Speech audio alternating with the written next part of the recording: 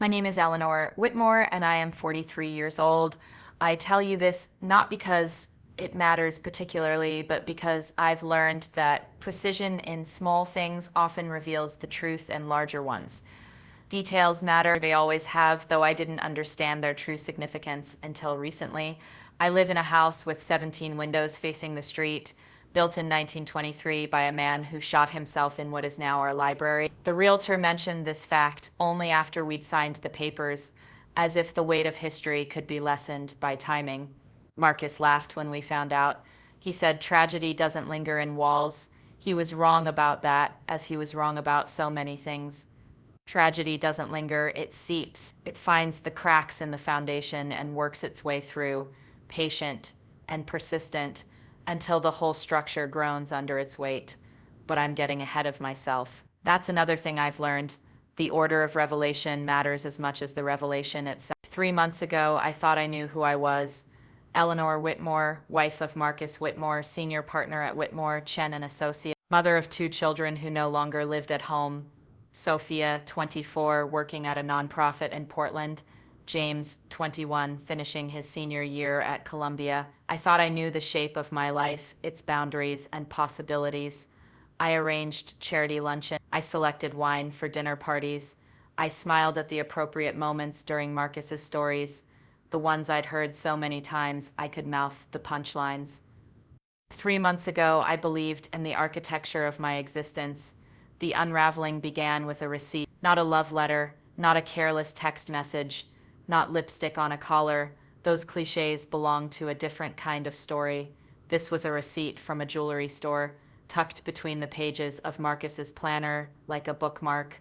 Cartier, $23,000, a necklace I had never seen. I remember holding that slip of paper, feeling its slight weight, running my thumb across the raised numbers.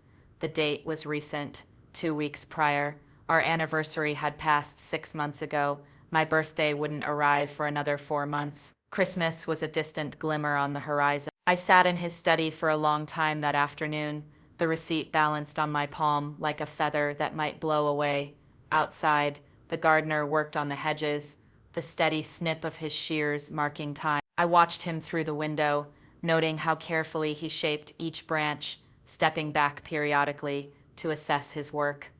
Such patience, such methodical attention to form. That night, Marcus came home at his usual time. He kissed my cheek with lips that felt exactly as they always had, slightly dry, scented with the mint he perpetually sucked.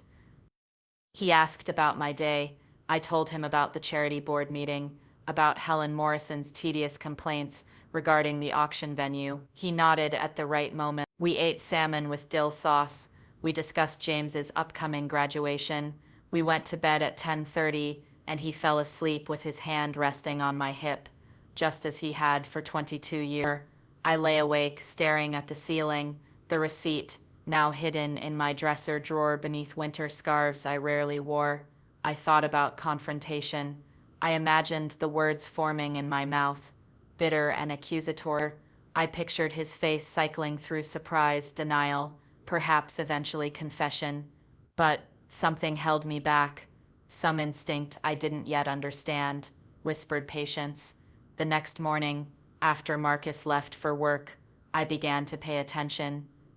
It's remarkable what you see when you truly look. The credit card statements I'd previously glanced at revealed patterns when studied carefully, charges at restaurants I'd never visited, always lunch, always for two, hotel charges in the city when he was supposedly at conferences in Boston or Chicago. Small things, careful things, but consistent, like a heartbeat underneath the skin of our life. I created spreadsheets. I've always been good with details, though Marcus liked to joke at parties that I couldn't balance a checkbook. Another lie, though perhaps he'd told it so often he believed it himself. I traced transactions back 18 months. The pattern emerged slowly, like a photograph developing in solution. Tuesdays and Thursdays, sometimes Saturdays when he claimed to be golfing. The jewelry receipt had been an anomaly, a crack in his careful construction. Everything else was meticulously ordinary, amounts that wouldn't raise questions, venues that seemed appropriate for business. He'd been doing this for so long, it had become routine. That's what the spreadsheet told me. This wasn't new. This was practiced, perfected. I began to follow him, not immediately. First, I watched from a distance, noting departure times, return times, the state of his clothes, his mood. I became a student of my husband's patterns, and patterns, I discovered, reveal everything.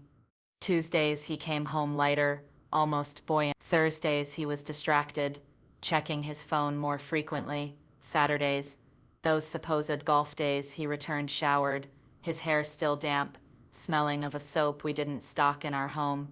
The first time I actually followed him, my hands shook so badly I could barely start the car. I told him I was spending the day with my sister in Connecticut. Instead, I waited in the parking garage across from his office building, wearing a baseball cap and sunglasses like some caricature of a private detective. When he emerged at 11 on a Thursday, I counted to 30 before pulling out behind him.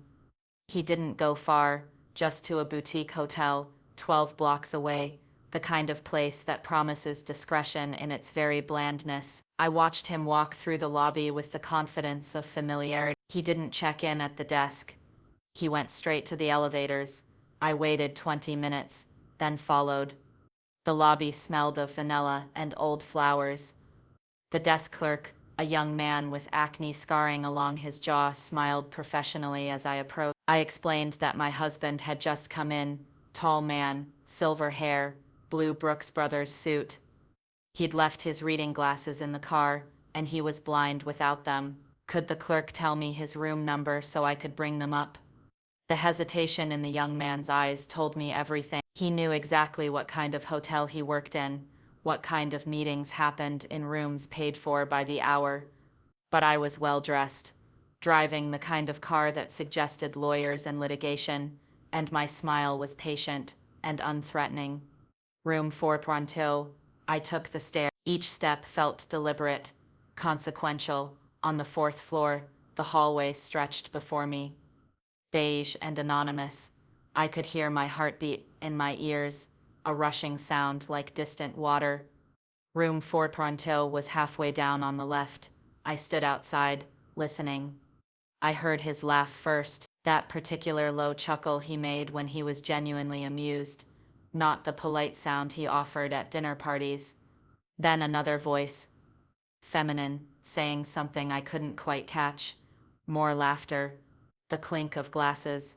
I stood in that hallway for 5 minutes, maybe 10. A housekeeper passed, pushing her cart, and I pretended to search for my key. She moved on without comment. I remained frozen, my hand raised as if to knock, suspended between before and after.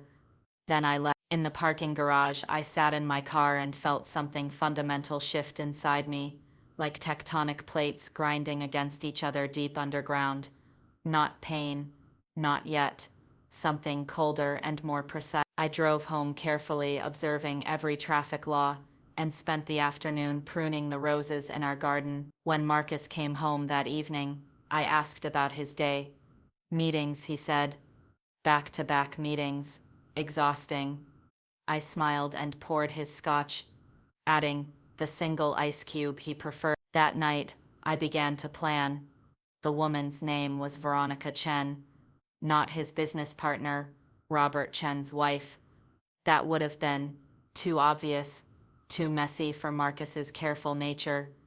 This was Robert's sister, 34 years old, a marketing consultant, who worked primarily with tech startups, divorced, no children.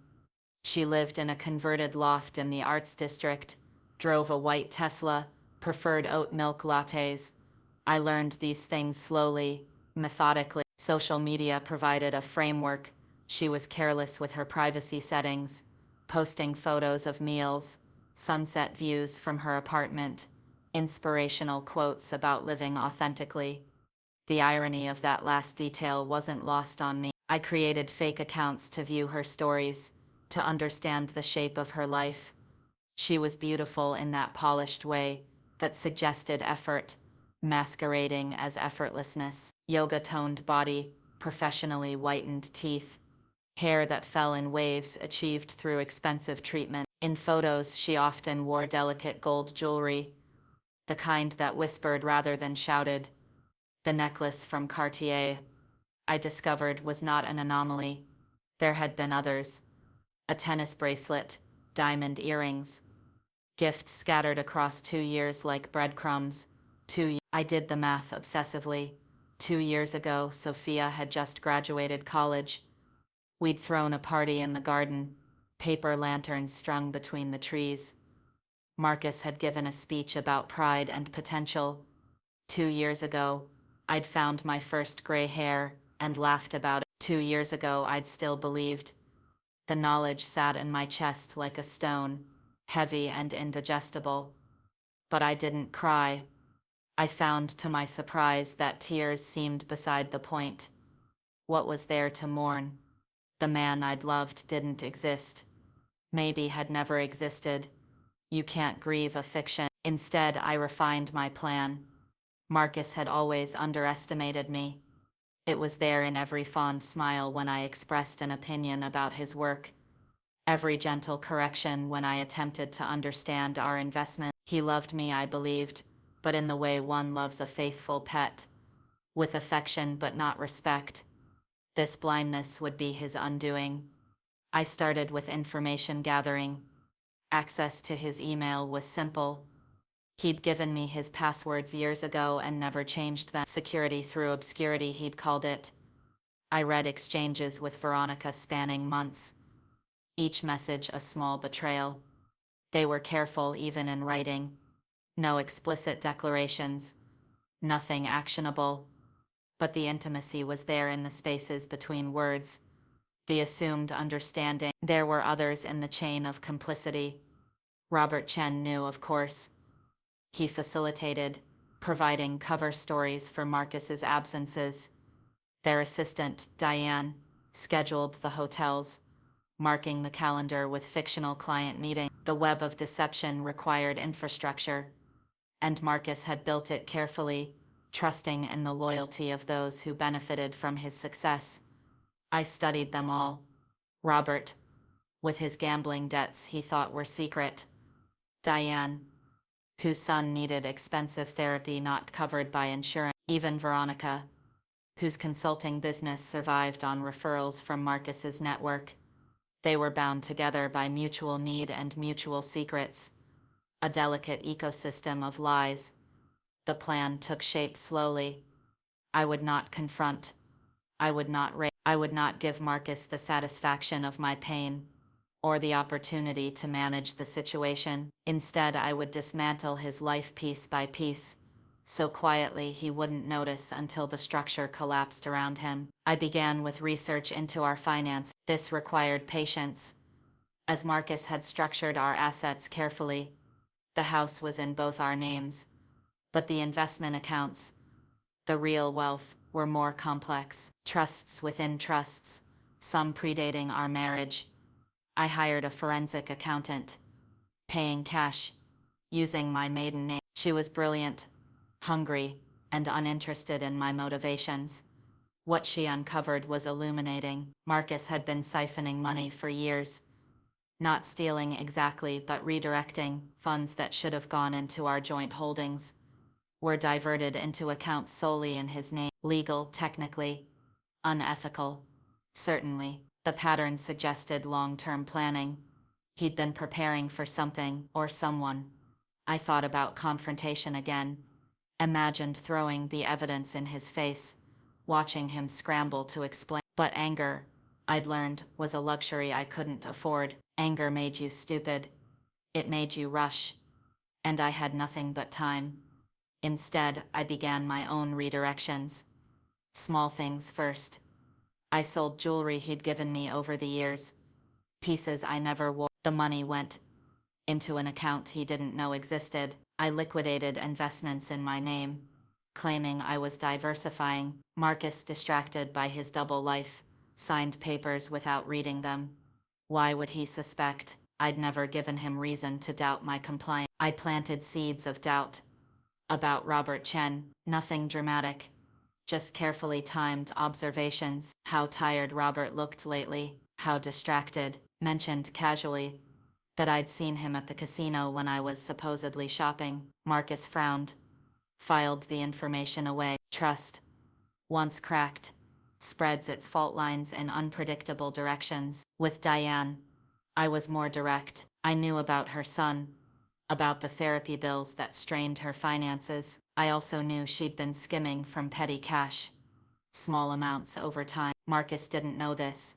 He never paid attention to such minor details. I arranged for an anonymous donation to cover 6 months of her son's treatment. The relief on her face was profound. When I mentioned, weeks later, that I was worried about Marcus's stress levels, his long hours, she listened with the attention of someone who understood obligation. Veronica required a different approach.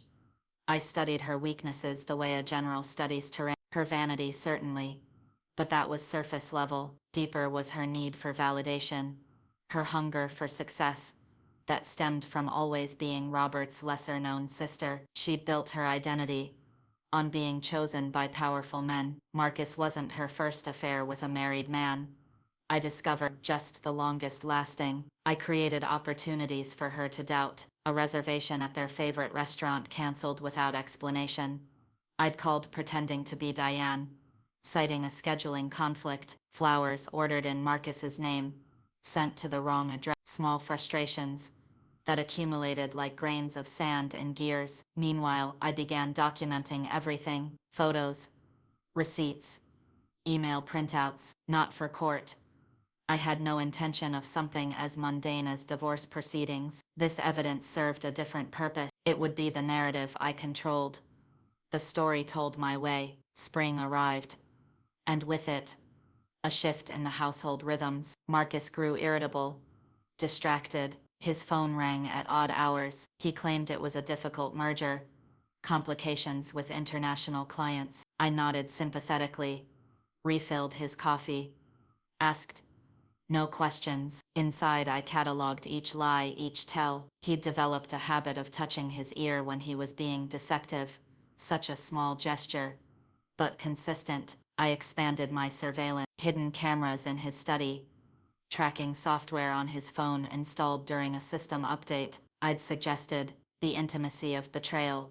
I discovered lay not in the grand gestures, but in the accumulation of small deceptions. Tuesday lunches where he claimed to eat alone, but ordered 2 entrees. Thursday afternoon client meetings that required fresh cologne. The careful maintenance of separate lives that must have exhausted him. Did he notice changes in me? I doubt it. I maintained my routines, attended my charity functions, had lunch with the same rotation of friends. But inside I was transforming. The soft parts of me, the trusting parts, were calcifying into something harder. I found I could smile at Marcus over dinner, while simultaneously calculating the value of his stock option. I could listen to him lie about his day, while mentally reviewing the screenshots from his phone. This bifurcation of self should have been disturbing. Instead, it felt like evolution. In May, I made my first significant move. Marcus had been working on a merger for months, his firm acquiring a smaller competitor. It was the kind of deal that would cement his legacy, expand their reach internationally. He spoke of it with the excitement of a much younger man, energized by the complexity and potential. The negotiations were delicate, dependent on reputation and trust. I knew from his emails that the deal was more fragile than he let on. The smaller firm had concerns about company culture, about maintaining their integrity within the larger structure. They specifically valued Marcus's reputation for ethical business practices. His word, his character, formed the bridge between organizations. I began, very carefully, to weaken that bridge. It started with rumors, nothing traceable to me, of course. I mentioned to Helen Morrison at a charity function that I was worried about Marcus, that he seemed distracted, not himself. Helen, as I knew she would, spread this concern through her network. By the time it circled back, the story had evolved. Marcus was having health issues. Marcus was considering early retirement. Marcus was not as sharp as he used to be. Simultaneously, I fed information to a financial blogger, who specialized in merger analyses, anonymous tips about potential conflicts of interest, questions about the due diligence process. Nothing actionable, nothing libelous, just enough to create uncertainty. The effect was gradual, but noticeable. Marcus came home later, his face drawn with stress. Conference calls that should have been routine became contentious. He snapped at me over dinner, apologizing immediately, but revealing the pressure building beneath his polished surface. I soothed him, made his favorite meals, ran baths with eucalyptus oil, played the devoted wife.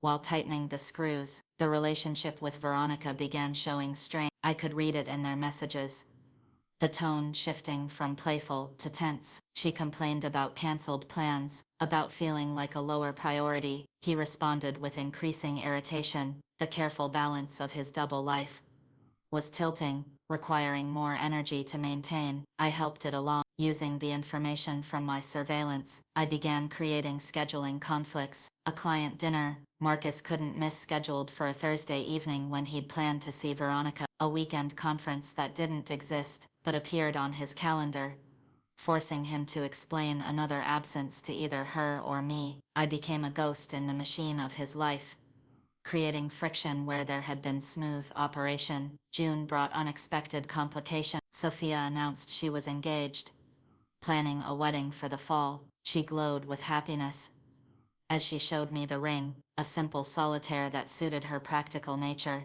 Her fiancé, David, was everything Marcus wasn't: transparent, earnest, devoted. Watching them together was like looking at a photo negative of my own marriage. The wedding planning should have been a distraction, but I incorporated it into my larger design. I insisted on Marcus's involvement in every decision, scheduled vendor meetings that conflicted with his carefully arranged free time, watched him struggle to balance his secrets against his daughter's expectations. Family, I discovered, was the pressure point he couldn't ignore. Veronica grew increasingly demanding. I read her messages, each one more frustrated than the last. She was tired of being hidden, tired of stolen hours, tired of coming second to every other obligation. She issued an ultimatum: tell your wife or end it. Marcus chose neither. He placated, promised, delayed, bought more jewelry, made more promises, the pattern of a man who believed he could manage everything if he just found the right balance. I decided to help him understand the impossibility of that balance. The foundation I'd served on was planning their annual gala, a black tie affair that brought together the city's financial elite. Marcus's firm always bought a table, a visible show of support and success. This year I suggested we host a pre-gala cocktail party at our home. Just the partners and their spouses, I said, an intimate gathering before the larger event. Marcus agreed readily, pleased by my initiative. I'd been so understanding lately, so supportive despite his obvious stress. He kissed my forehead, called me his rock. I smiled and began planning a different kind of evening than he imagined. The guest list was carefully curated: Robert and his wife, of course, the other partners who formed Marcus's power base, but also strategically, the managing partner of the firm they were acquiring, along with his wife, a woman known for her strict moral standards and low tolerance for scandal. I also invited a journalist who covered the financial sector, framing it as a social courtesy. Then, with deliberate precision, I created a crisis. The day of the party, I arranged for Veronica to receive a delivery: flowers with a note in handwriting that looked like Marcus's, asking her to meet him at our house that evening. The note mentioned me being away, a perfect opportunity for them to be together. I knew she'd be suspicious, but I also knew her frustration would override caution. Meanwhile, I sent Marcus a series of increasingly frantic texts about a catering disaster, each one requiring immediate responses that kept him distracted from anything Veronica might send. I needed him off balance, reactive rather than thoughtful. The guests arrived at 7. I greeted them in a black dress that Marcus had once said made me look like old money: understated, elegant, appropriate. I served champagne and canapes, made small talk about market fluctuations and summer plans. Marcus worked the room with his usual charm, though I could see the tension in his shoulders, the way he kept checking his phone. At 7:45 the doorbell rang. I answered it myself, finding Veronica on our doorstep in a red dress that belonged to a different kind of party. Her face cycled through emotions: confusion, recognition, horror, as she took in the scene behind me, the gathered couples, the formal atmosphere.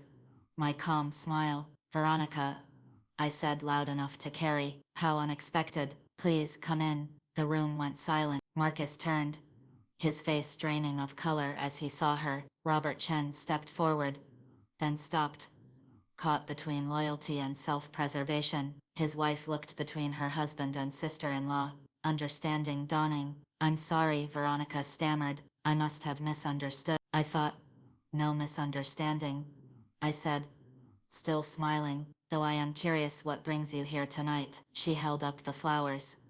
The note, her hands trembled. Around us, the partners and their wives watched with the avid attention of people witnessing a car crash. The journalist had taken out his phone, though whether to record or text, I couldn't tell. Marcus found his voice. "Eleanor, I can explain." "I'm sure you can," I replied. "You've always been so good with explanation." What followed was not the confrontation I'd once imagined.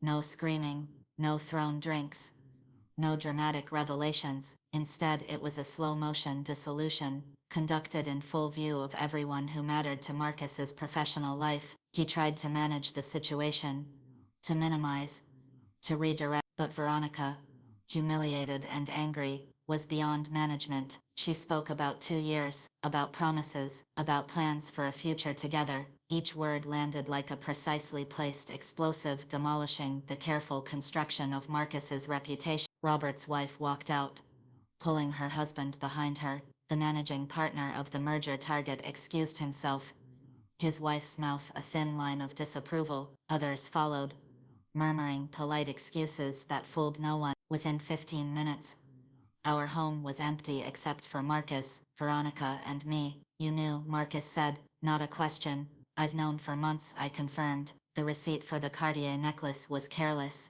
unlike you." Veronica looked between us, beginning to understand she'd been maneuvered. "You set this up." "I created an opportunity for truth," I corrected. "Something you both seem to value so highly in your private messages." She left without another word, her heels clicking on our marble floor like a countdown to detonation. Marcus and I stood in our emptied living room, surrounded by abandoned champagne glasses and the ruins of his carefully constructed life. "Why?" he asked. "Why like this?" "Because a private confrontation would have allowed you to manage me the way you manage everything else. This," I gestured to the empty room. "This you can't manage." He sank into a chair, suddenly looking every one of his 58 years. "What do you want?" "The house, money." "I'll give you whatever you want." "I already have what I want," I said, "or rather, I will soon." Over the following weeks, the full impact of that evening rippled outward. The merger collapsed within days, the target firm citing cultural incompatibility. 3 major clients pulled their accounts from Marcus's firm. Robert Chen took a leave of absence that everyone knew was permanent. The journalist published a piece about leadership ethics in financial services that didn't name names, but didn't need to. Marcus tried to salvage what he could. He moved into a corporate apartment, sent flowers I didn't accept, left voicemails I didn't return. His lawyers contacted mine. Yes, I'd had them ready for months, proposing generous settlements. I countered with demands that stripped him of everything but the bare minimum, not out of greed, but because I wanted him to understand what it felt like to have your life dismantled by someone you trusted. The irony was that I gave him exactly what he'd been building toward: a life with Veronica, free from the encumbrance of our marriage, but without his reputation, his partnership, his carefully accumulated wealth. That life looked different than he'd imagined. Veronica, I heard through carefully maintained networks, left him within 2 months. She needed success, not its shadow. Sophia took it hard, as I knew she would, but she was young, in love, planning a future. She had David's family to embrace her, a new name to take. James surprised me by being philosophical about it. He'd suspected, he told me, had seen the signs I'd been too trusting to recognize. Children see more than we think. The house felt different with Marcus gone, larger certainly, but also lighter, as if his deceptions had been a physical weight on the structure. I kept his study exactly as he'd left it, a monument to who he'd thought he was. Sometimes I'd sit at his desk, looking at the photographs he'd left behind, our wedding, the children as babies, family vacations, where his smile seemed genuine. I searched those images for signs, for the moment when performance replaced reality, but found only my own younger face, trusting and unaware. By September, the divorce was final. I retained the house, most of the assets, and something more valuable, the knowledge of my own capability. The woman who'd discovered that receipt in March would not recognize the woman who signed papers in September. That earlier version of me had been soft, trusting, content to exist within boundaries set by others. This new version understood that boundaries were simply suggestions, that rules applied only to those who chose to follow them. Marcus sent a letter in October, a week before Sophia's wedding. It was handwritten on his personal stationery, the kind he'd used for important correspondence. In it, he attempted explanation, rationalization, even something approaching apology. He wrote about midlife crisis, about feeling trapped, about loving me, but not being in love with me. Every cliché of infidelity was there, pressed into service one last time. I burned it in the fireplace, watching his words turn to ash and drift up the chimney. The wedding was beautiful. Sophia glowed, David wept during the vows, and I sat in the front row alone, but not lonely. Marcus attended, relegated to a back corner, diminished in his rented tuxedo. He'd aged a decade in 6 months, his silver hair now fully white, his confident posture replaced by something defensive, hunched. When he caught my eye during the father-daughter dance, David's father stepping in for that tradition, I felt nothing, not satisfaction, not pity, not residual love, nothing. That absence of feeling was my greatest transformation. I'd expected rage to fuel me, or perhaps grief. Instead, I'd found something colder and more enduring, the absolute clarity that comes from seeing someone exactly as they are, not as you wished them to be. Marcus had been right about one thing. I couldn't go back to who I'd been. That woman was as dead as our marriage, as fictional as the life we'd performed for 22 years. After the wedding, I returned to the empty house, my house now, and walked through rooms that held 22 years of memories. I'd thought about selling, starting fresh somewhere without ghosts, but I'd grown fond of those ghosts. They reminded me of my capacity for transformation, for survival, for something that might have been ruthlessness if it hadn't been so precisely justified. I poured a glass of wine, a Bordeaux I'd been saving for a special occasion, and went to Marcus's former study. Sitting at his desk, I opened my laptop and began writing. Not this story, not yet. First, I wrote a business plan. You see, in dismantling Marcus's life, I discovered my own talents. Research, certainly. Strategic planning, understanding human weakness and leverage. Skills that I realized had market value. Within a month, I'd established a consulting firm specializing in corporate intelligence and risk assessment. My clients were women, primarily executives who needed to understand the true landscape of their professional environments, entrepreneurs who wanted due diligence on potential partners, wives who suspected what I had once suspected. I never advertised.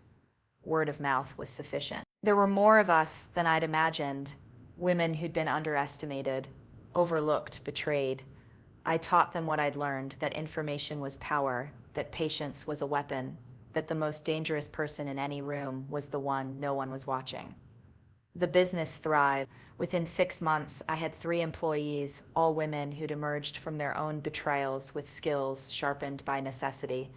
We operated from an office in a building Marcus could see from his new, much smaller firm. I like to think of him looking out his window, seeing my success rise as his continued to diminish. He tried to contact me occasionally, emails suggesting coffee, texts on holidays. I never responded, but I kept them all, filed away with the rest of the evidence. Documentation had become a habit, a comfort, proof that it had all been real, the marriage, the betrayal, the dissolution, the rebirth. A year after the divorce, I received an unexpected visitor. Robert Chen stood on my doorstep, looking haggard and hopeful. His marriage had survived, barely, but his career hadn't. He'd come to ask for my help, not forgiveness, he was quick to clarify, just professional assistance. His sister had destroyed what remained of her consulting business with another scandal. He needed damage control, reputation, rehabilitation. I invited him in, served tea in the china Marcus had inherited from his grandmother, and listened to Robert's pitch. He offered money, equity in his new venture, even information about Marcus's current circumstances that he thought might interest me. I let him talk himself out, watching him shift from confident to desperate as my silence extended. When he finished, I smiled, the same smile I'd worn the night of the party, calm and revealing nothing. No, I said simply. He argued, begged in his professional way, offered more and more until he had nothing left to offer. I showed him out without another word. Some bridges, once burned, illuminate the path forward with their flames. The house felt particularly quiet that evening. I walked through rooms I'd redecorated, removing traces of Marcus's taste, replacing them with my own. Bold colors, where he'd preferred neutral. Modern art, where he'd hung traditional landscapes. A house that reflected who I'd become rather than who I'd been expected to be. In what had been our bedroom, I'd installed inside, along with important documents and valuable jewelry, I kept a single item from my former life. The receipt that had started everything. Sometimes I took it out, held it up to the light, marveled at how something so small could create such profound change. $23,000 for a necklace that had cost him everything. The woman who'd found that receipt would have cried at the poetry of it. The woman I'd become simply returned it to the safe and moved on with her evening. 2 years have passed since that March afternoon when I sat in Marcus's study, holding proof of his betrayal. 2 years of demolition and construction, of learning that revenge is not a dish best served cold, but rather a recipe you perfect over time, adjusting seasoning, presentation. Marcus lives in a 2-bedroom apartment now, practices law at a firm that handles DUIs and small business disputes. He dates women who don't know his history, tells stories about his successful children and the house he used to own. I know this because I still watch, still document, not from pain or lingering attachment, but from the satisfaction of seeing a project through to completion. Veronica married a tech entrepreneur last month, someone who doesn't know about her history with married men. The wedding was featured in a lifestyle magazine, intimate ceremony, sustainable catering, the bride in a dress that cost more than most people's cars. I sent a gift from Marcus's old firm's account, which I still had access to through Diane, who remained grateful for those therapy payments. The card read, simply, "To new beginnings." I doubt she understood the message, but I enjoyed sending it nonetheless. My own life has taken shapes I couldn't have imagined. The consulting firm occupies 2 floors of a downtown high-rise. We've expanded into forensic accounting, digital surveillance, strategic planning for divorces that require delicate handling. I've become the person others call when they need to understand the truth of their situations, when they need to plan for futures they can't yet imagine. I lecture sometimes at universities, talking about entrepreneurship, about finding opportunity in unexpected places. I never mention Marcus or the specifics of my journey, but the young women in the audience seem to understand anyway, approaching me afterward with questions that aren't quite questions, stories that trail off into meaningful silence. I give them my card, tell them to call when they're ready. They always do, eventually. The house on the hill with its 17 windows has become something of a landmark, not for its architecture or history, but for what it represents: transformation,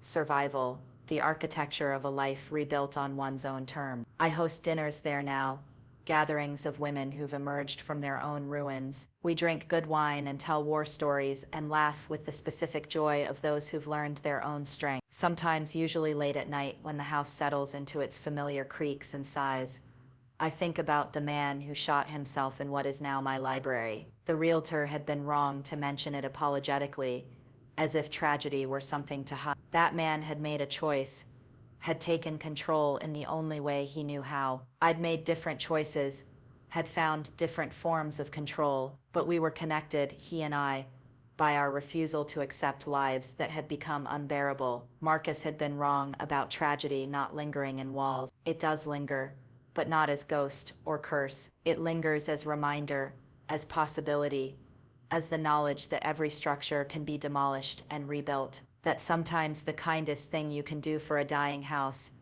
is to burn it down and build something better in its place. I am Eleanor Whitmore, and I am 45 years old now. I tell you this because precision still matters, perhaps more than ever. 2 years have taught me that age is not decline, but distillation.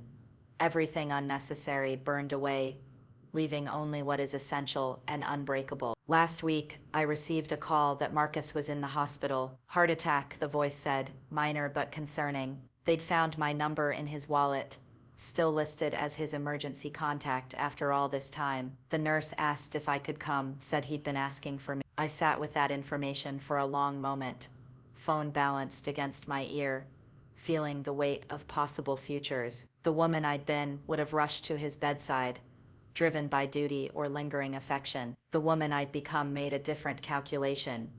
No, I said, but thank you for calling. I hung up and returned to the proposal I'd been reviewing, a case involving a pharmaceutical executive whose wife suspected embezzlement, alongside his infidelity, complex, layered, requiring the kind of patient unraveling I'd perfected. I made notes in the margins, mapped out investigation strategies, and thought no more about hospital beds or emergency contacts. Later that evening, Sophia called. She'd heard about her father, was flying in from Portland. Could I pick her up from the airport? Her voice carried a careful neutrality, the tone she'd adopted since the divorce, loving toward me, but cautious, as if I might suddenly transform into someone she didn't recognize. She wasn't wrong to be careful. I had transformed. The question was whether she could accept who I'd become. At the airport, I watched travelers reunite with loved ones, observed the small dramas of arrival and departure. When Sophia emerged, I saw Marcus in her jawline, her walk, the way she scanned crowds, but her eyes when they found mine were entirely her own, warm, worried, seeking reassurance. I wasn't sure I could provide. Have you seen him? She asked in the car. No. Will you? No. She absorbed this, staring out at the city lights. He asked for you. The nurses said he kept saying your name. Guilt does strange things to people when they think they're dying. Mom, her voice carried reproach, but also something else. Understanding, perhaps, or recognition. I'm sorry, I said, though I wasn't. I know he's your father. That doesn't change. But he's nothing to me now, less than nothing, a stranger who happens to share your DNA. She was quiet for a long time. Then, I'm not asking you to forgive him. I just thought, I don't know what I thought.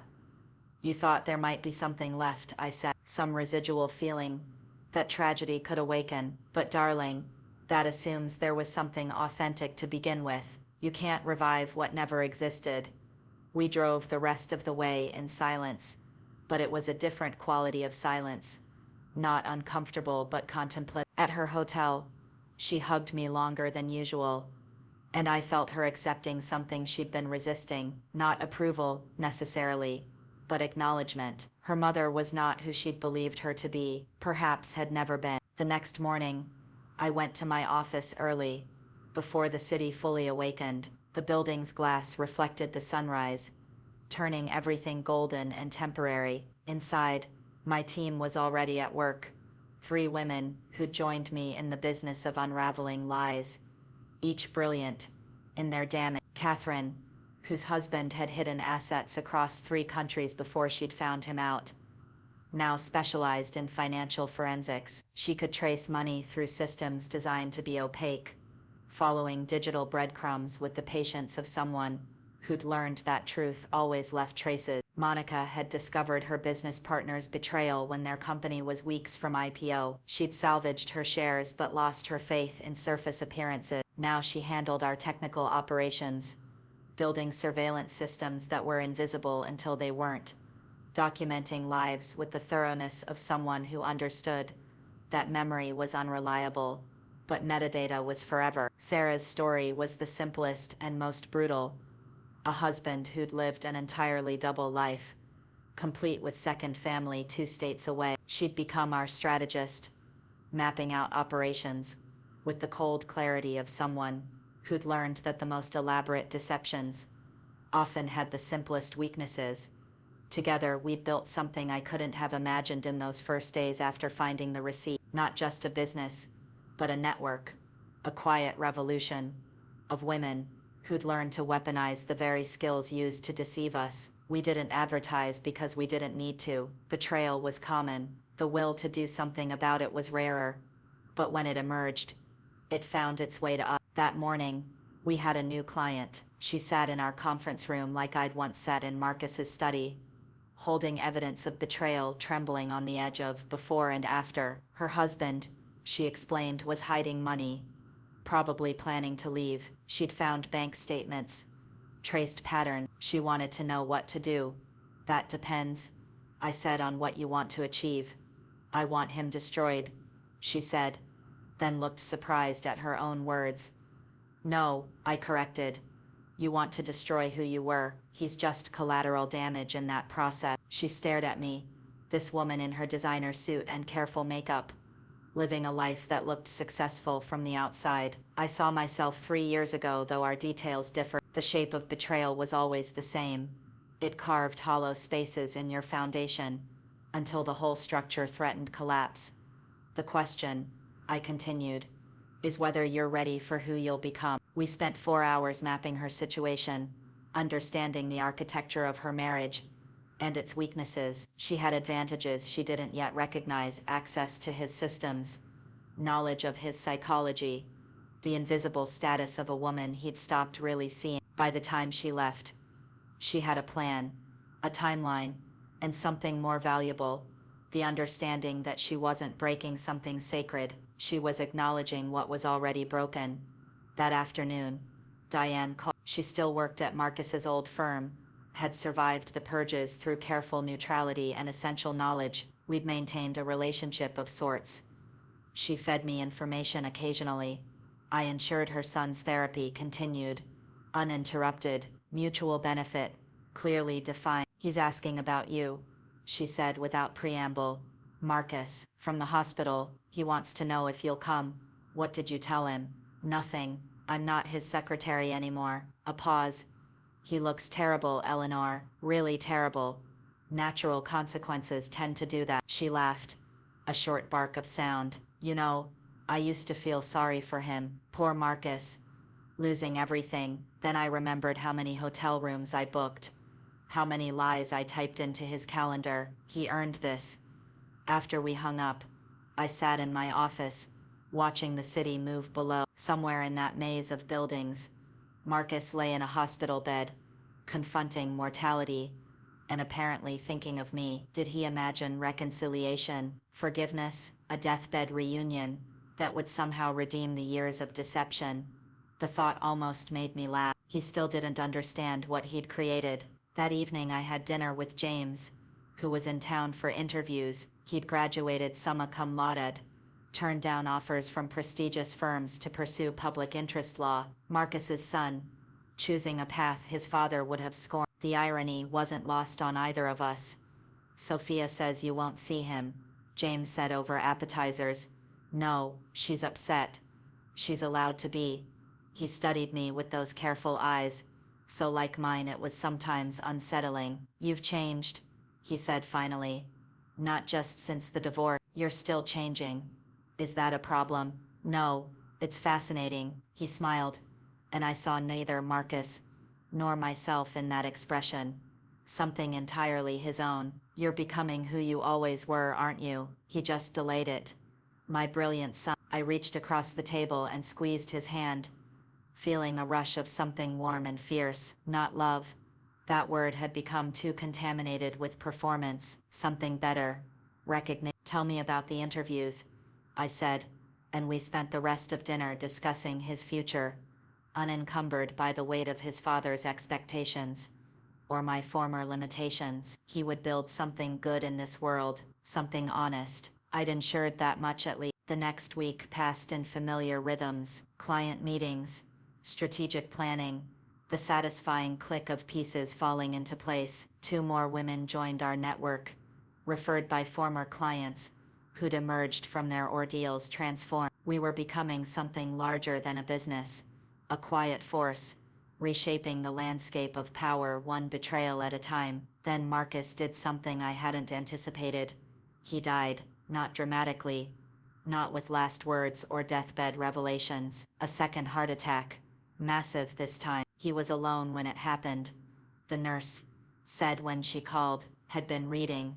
She thought they'd found him with a book open on his chest, glasses still perched on his nose, a quiet exit for a man who'd lived so much of his life as performance. I felt nothing, sat with the phone in my hand, waiting for some emotion to surface.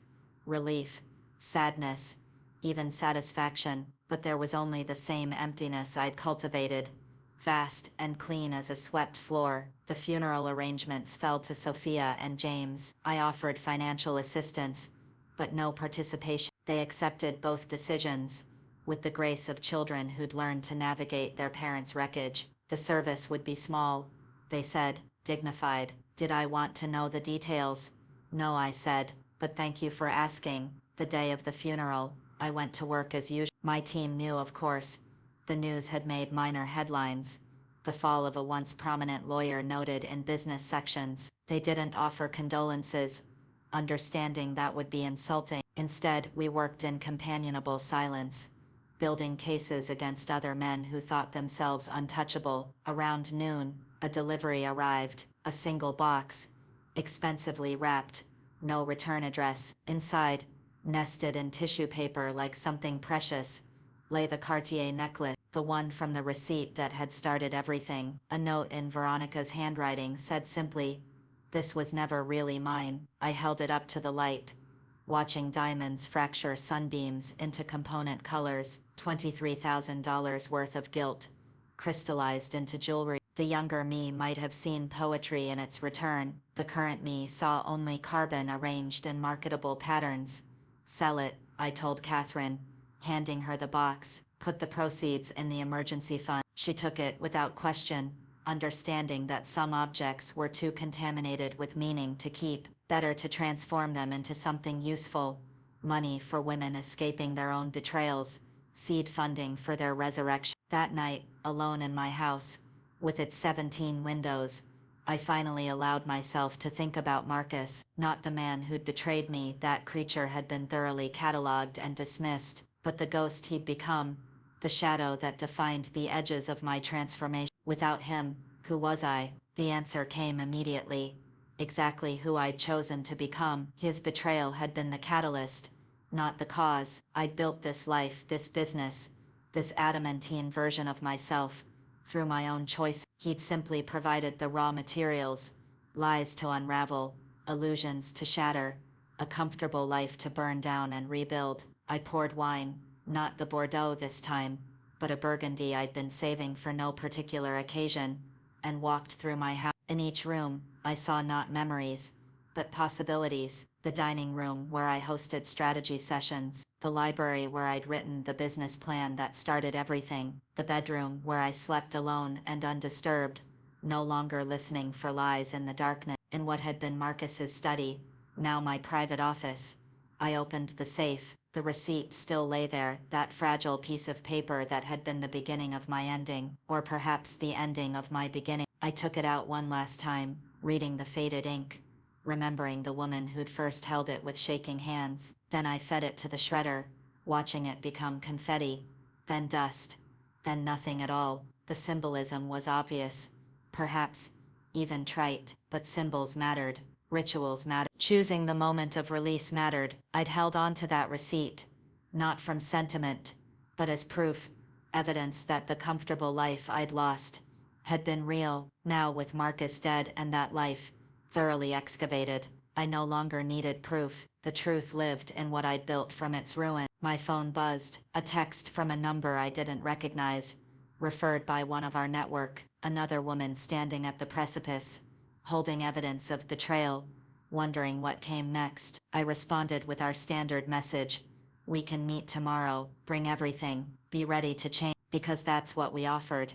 Not revenge, though that was often a byproduct. Not justice, which was too abstract to satisfy. We offered metamorphosis, the kind that only comes from watching everything you believed burn down and choosing to dance in the ashes, rather than more. I am Eleanor Whitmore. I am 45 years old. I was a wife, then a betrayed woman, then an architect of destruction, and now something more complex, a builder of new possibilities, a cartographer of transformation, a proof that breaking can be the beginning of becoming. In the distance, the city sparkled with 10,000 lights, each one a life, a story, a potential betrayal or redemption. Somewhere among them, my children were grieving a father they'd never fully known. Somewhere, Veronica was explaining to her new husband why she'd kept a necklace she'd never worn. Somewhere, women were discovering receipts, texts, evidence of lives lived in parallel, and wondering what to do with the knowledge.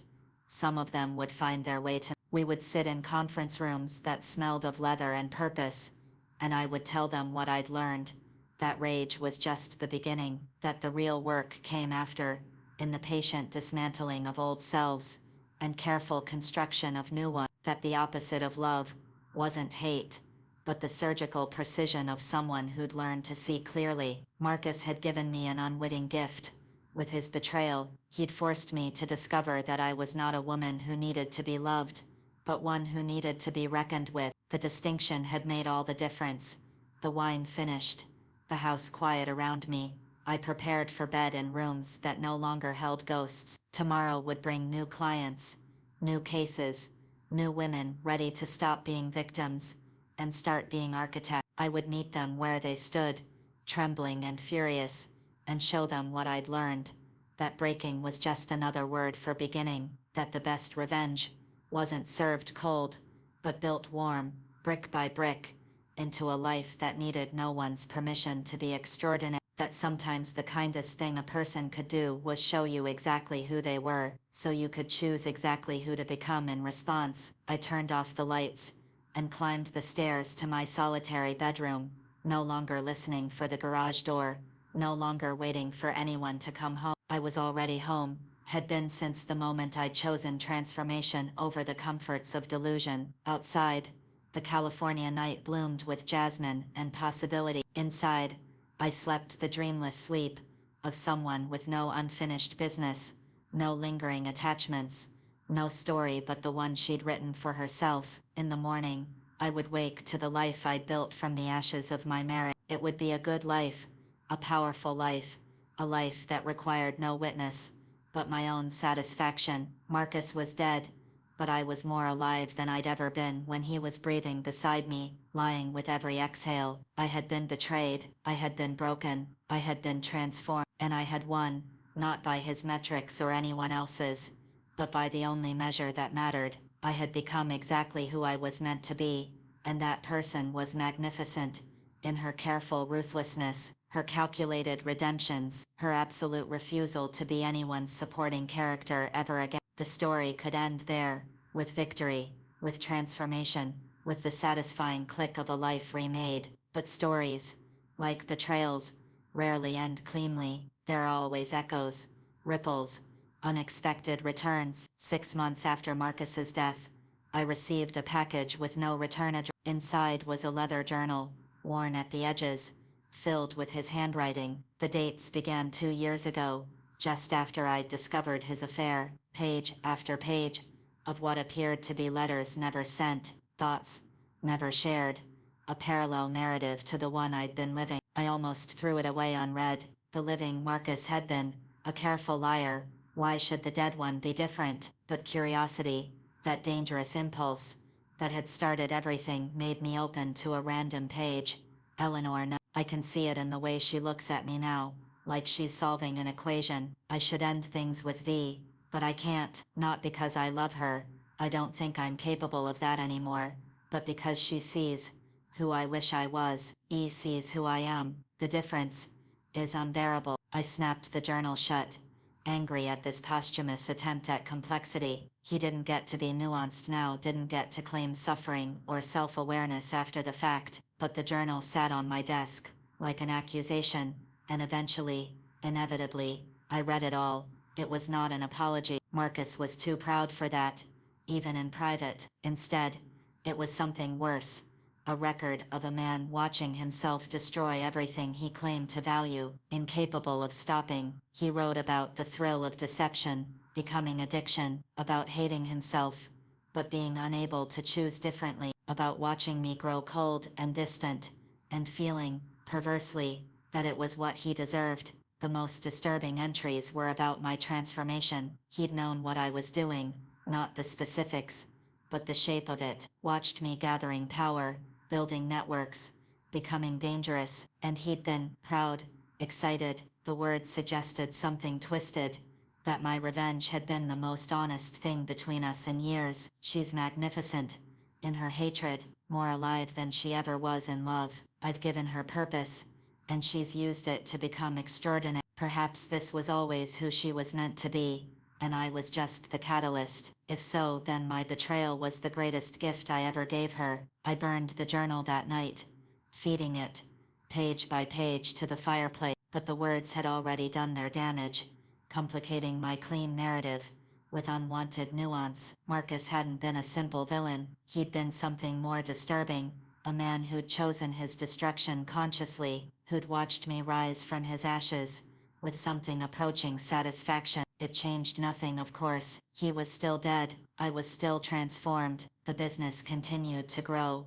the network expanded, women kept arriving at our door, with evidence of betrayal and leaving with blueprints for resurrection. But now I carried the knowledge that he'd known, had perhaps even collaborated in his own downfall. The next morning, I met with our newest client, a federal judge, whose husband had been embezzling campaign funds. She sat across from me, rigid with the effort of containing her rage, and I saw myself 3 years ago, but I also saw Marcus, choosing deception, even when he knew the cost. We were all capable of such choices. The difference lay in what we did when the bill came due. Before we began, I told her, "You should know that this process will change you in ways you can't anticipate. You'll discover capabilities you didn't know you had. You'll also discover darknesses. The person you become might frighten who you are now." She met my eyes steadily. "Good," she said. "I'm tired of being someone who can be fooled." We began mapping her situation, and I pushed away thoughts of Marcus's journal, of complexity I hadn't asked for, and didn't want. The work was what mattered, the careful dismantling of one life, and construction of another. Everything else was just noise. But that night, alone in my house, I allowed myself one moment of something that wasn't quite grief, but wasn't quite satisfaction either. Marcus had been many things: liar, betrayer, catalyst for my becoming, but he'd also been witness to my transformation, had seen me clearly, even as I'd learned to see him. There was an intimacy in that mutual recognition that death couldn't quite erase. I raised a glass to the empty room, to the man who'd broken me into something better, to the woman who'd risen from that breaking. Then I set the glass aside and returned to my work, the endless, necessary work of helping other women discover that betrayal was not an ending, but an invitation to become extraordinary. 3 years have passed since that March afternoon. 3 years of careful demolitions and purposeful reconstructions. The business occupies an entire building now, our reach extending nationally. We've become something between a consulting firm and a movement. Quiet, effective, unstoppable. Last month, Sophia had a daughter. She named her Eleanor, she said, for the woman who'd taught her that strength could be rebuilt from ruins. I held my granddaughter, and felt something crack in the careful emptiness I'd cultivated. Not enough to let warmth in, but enough to admit life. "Do you ever regret it?" Sophia asked as we watched the baby sleep.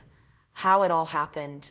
Regret requires believing things could have been different," I said. "They couldn't have been. Your father was who he was. I became who I am. The only variable was timing." She nodded, understanding in a way she couldn't have 3 years ago. Marriage and motherhood had given her new perspectives on love and betrayal, on the contracts we make and break with each other. She'd chosen a partner who valued transparency, who understood that trust was not given but built daily through 1,000 small honesties.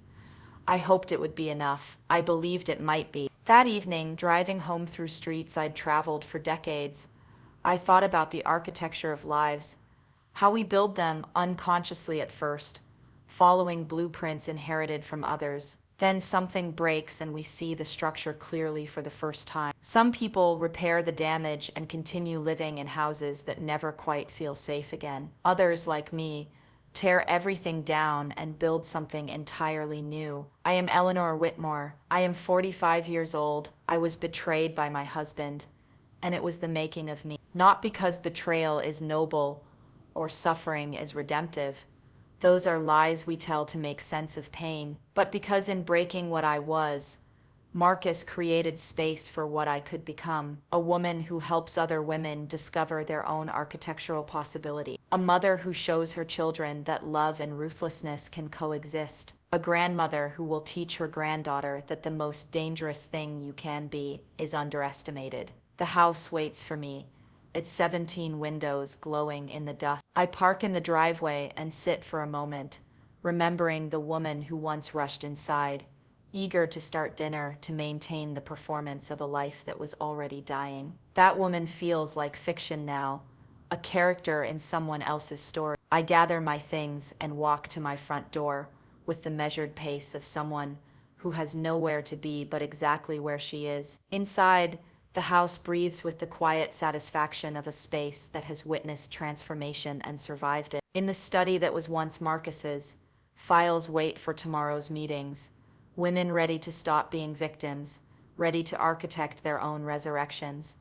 But tonight, I pour wine and climb to the widow's walk Marcus had built, but never used. From here, I can see the city spreading in all directions, countless lives unfolding in patterns of truth and deception. Somewhere out there, women are finding receipts, discovering texts, recognizing the shape of betrayal in 1,000 small inconsistencies. Some of them will find their way to me. I'll teach them what I've learned, that the opposite of betrayal is not fidelity, but clarity, that the best revenge is not destroying those who hurt you, but becoming someone who cannot be hurt in the same way twice, that every ending carries within it the seeds of a more powerful beginning, if you're brave enough to plant them. The stars emerge slowly, and I name them not for mythological figures, but for the women who've passed through my office, each one a point of light in what was once darkness. We are a constellation now, connected by shared understanding,